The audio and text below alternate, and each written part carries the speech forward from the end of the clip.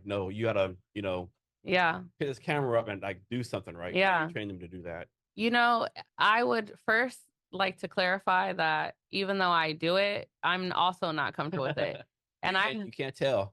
because there's so many, like, I'm like, okay, I posted that 90-second video, but you didn't see that it took me 95 minutes to fucking do it. And then I had to go back and chop up 75 fucking video clips of me not laughing like a hyena or cussing at the camera and looking pissed off, So it takes time and I'm still not comfortable with it, but I do recognize that I've come a long way from where I started.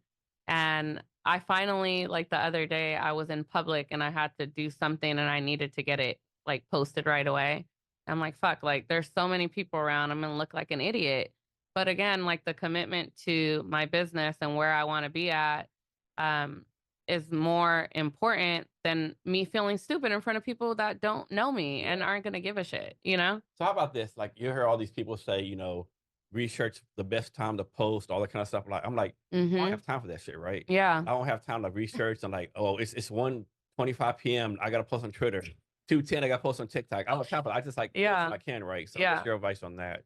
So, Does that even matter? I mean, I think it kind of matters, but I think that also cultivating a time frame that makes the most sense with you, a time frame where you can actually show up like intentionally and authentically is the best thing. Because a lot of times I don't use the little insight buttons to know what time to post.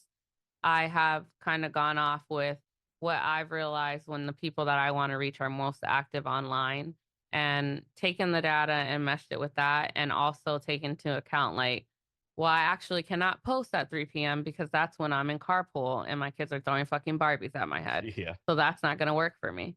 Now the platform has evolved into allowing you to schedule a lot of the things. So that has helped.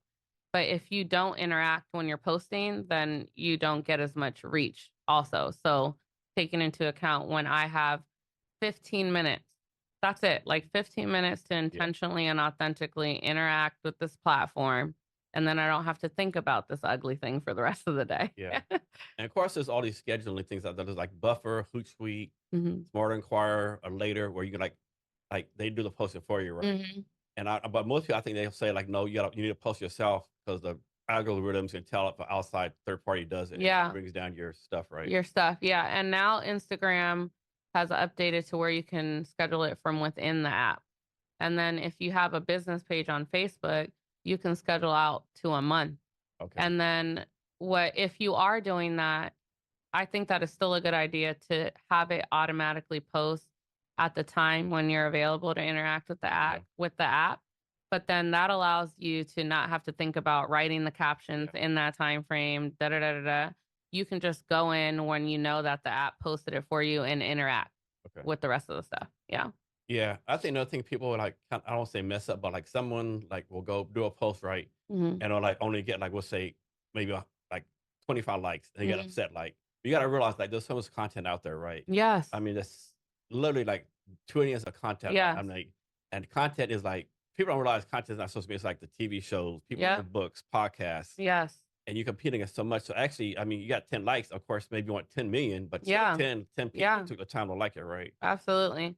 And I think too, there's also keep in mind that there's periods throughout the year where even content creators, all their shit is down. And summer, believe it or not, is one of those times because there's so much being shared that it's hard for you to compete with all of that on the algorithm because everybody, especially in Washington, like the content that's centered here, like this is the time where like you see a lot of people you haven't seen in a year Yeah. because they don't like to come out the house and when it ain't hot No. outside. Yeah. Like you said, some stuff in Seattle in the summertime, there's like literally every week there's some kind of tech week going on, Yeah. climate tech week. There's like recently we had a Pioneer Music Score Festival here. hmm There's like I think last week there's a South Lake Union block party. Okay, I was wondering what Yeah. that was. Capitol Okay. Hill had the block party. Yeah. I mean, there's so much content you do in the summer. Bye to Seattle. Yeah. Like it's just like bam, bam, bam, bam, bam. Yeah. Like we do a year's worth of stuff in like 8 weeks, Absolutely. Yeah. And it's hard to, as an event planner too, to be mindful of all those things. So like constantly having to rethink the way that we're curating the events to make sure that people actually want to be there instead of going all the way to Seattle or all the way to Tacoma, Yeah. you know? What are some ways that small business owners can take better advantage of social media from your point of view? Um, honestly, when I meet with my clients, like the first thing I tell them is like people are buying you and not just your business or your product. And I think that not being afraid to show up as you are and who you are is the best investment you can make for your business because people really connect with, again, like the humanity of it all. Even in business, people are like business or business. It's like, no, it's not. Because when you are talking about marketing and advertising and PR, like psychology goes into creating all of those things. When you have to think about how you're going to genuinely connect with people, you're thinking about the people. So when you're on social media, like I suppose an advice would be like, think about what you'd want to hear. Like, what's something that would resonate with you and how it would resonate with you, and try to take that approach. Because when we're walking around meeting people in real life, when we connect with someone, it's because we have things in common. But you don't know you have things in common if you're not willing to share the real parts of yourself. Yeah. Yeah. So on Instagram, does it matter if you post like you do a regular post or reels or a story? Does any of that matter?